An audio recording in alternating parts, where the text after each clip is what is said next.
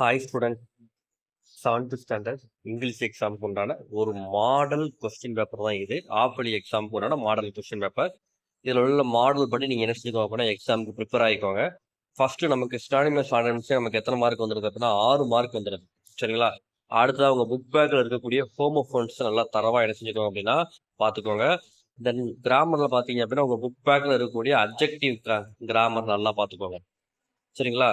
அடுத்ததாக உங்களுக்கு அந்த ஃபில்லிங் பிளாக்ஸ் அந்த வெர்பு ஃபில் பண்ணுற மாதிரி இருக்கும், அந்த கிராமர் நல்லா பார்த்துக்கோங்க. அடுத்த ப்ரோஸ்ன்னு பார்த்தீங்க அப்படின்னா உங்களுக்கு ப்ரோஸ்லேருந்து உங்களுக்கு கொஸ்டின் ஆன்சர் நினைச்சாங்க அப்படின்னா கேட்குறாங்க. எத்தனை கொஸ்டின் ஆன்சர் கேட்குறாங்கன்னா 3 கொஸ்டின் ஆன்சர் கேட்குறாங்க.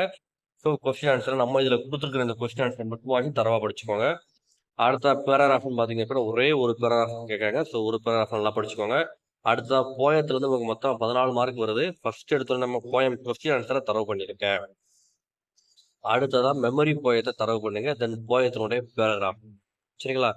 அடுத்ததான் நமக்கு சப்ளிமெண்டரி லீடர் ஸ்டோரியில இருந்து நமக்கு ஒரு சென்டென்ஸ் கொடுத்து இதை யார் சொன்னா அப்படிங்கிற மாதிரி நம்ம நினைச்சோங்க அப்படின்னு கேட்பாங்க. ஸோ அதை படிச்சுக்கோங்க.